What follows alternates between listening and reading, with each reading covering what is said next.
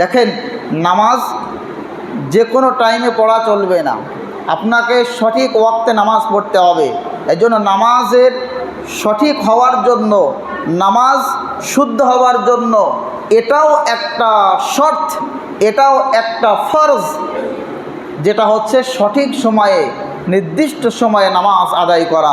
আল্লাহ পাক সুবহানাহু ওয়া তাআলা কত সুন্দর করে পবিত্র কোরআনের মধ্যে জানিয়ে দিয়েছেন। দেখুন আল্লাহ কি বলেন, ইন্নাস সালাতা কানাত আলাল মুমিনিনা কিতাবাম মাওকুতা, নিশ্চয় নামাজকে আলাল মুমিনিনা, মুমিনের ওপরে, মুমিন বান্দা বান্দীদের ওপরে, কিতাবাম মাওকুতা, নির্দিষ্ট সময় আমি আল্লাহ রাব্বুল আলামিন ফরজ করে দিয়েছি,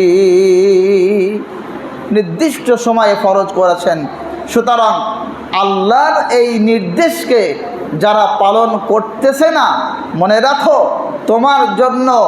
তোমার জন্য জাহান্নামের আগুন হাঁ করে আছে, ওত পেতে আছে।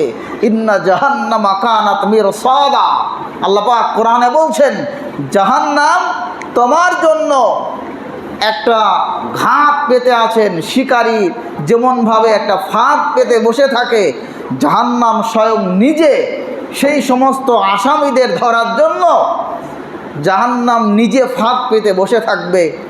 আর সেই জাহান্নামের ফাঁদের মধ্যে, আল্লাহ না করুক যদি আমি আর আপনি পড়ে যাই, নাড়ি ভুঁড়ি চূর্ণ বিচূর্ণ হয়ে যাবে, ব্লাস্ট হয়ে যাব।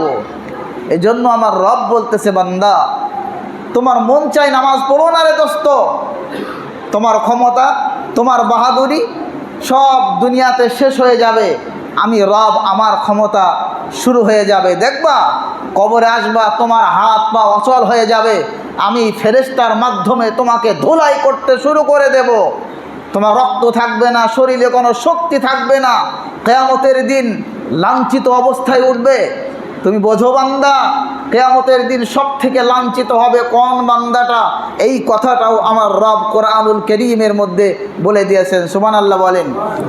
আজকে দুনিয়াতে হাজারো মানুষ, আজকে কেউ নামাজি কেউ বেনামাজি, কিন্তু মনে রাখবেন আল্লাহ সুবহানাহু ওয়া তাআলা পবিত্র কোরআনের মধ্যে জানিয়েছেন যে কিয়ামতের দিন সব থেকে লাঞ্ছিত হবে ওই ব্যক্তিটা, যেই ব্যক্তিটা নামাজ পড়ে নাই।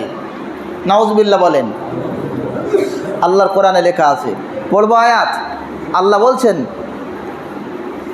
আল্লাহ পাক রব্বুল আলামিন বলছেন, ইয়াউমা ইউকশাফু আন সাকিন ওয়া ইউদআউনা ইলাস সুজুদি ফালা ইস্তাতিউন, কিয়ামতের দিন আমি আল্লাহ রব্বুল আলামিন আমার বান্দাদেরকে এক এক করে করে নাম ধরে ধরে ডাকবো।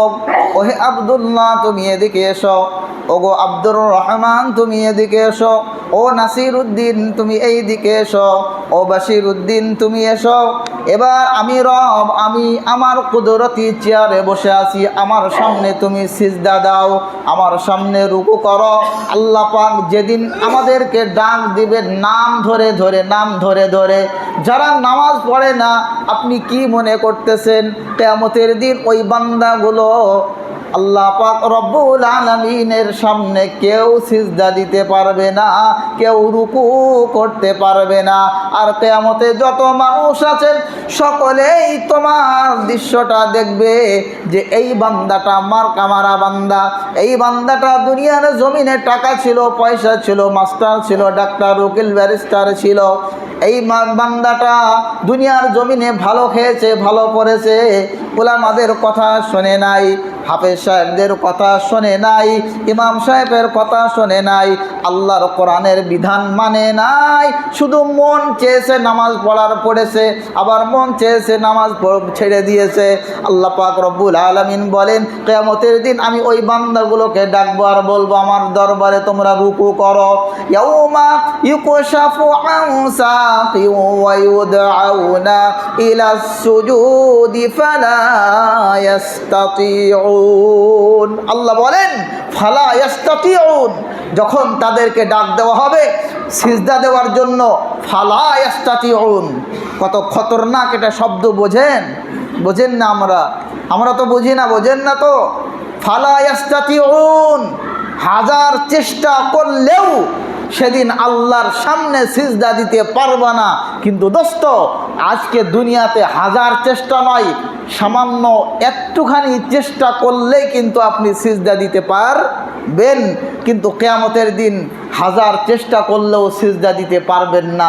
তাই আমি ভাইদেরকে বলতে চাই, বাপজানেরা, দুনিয়ার জমিনে একটুখানি চেষ্টা করে যদি নামাজ পড়ো তো কিয়ামতের দিন তোমাকে লাঞ্ছিত হতে হবে না, জাহান্নামের আগুনে পড়তে হবে না।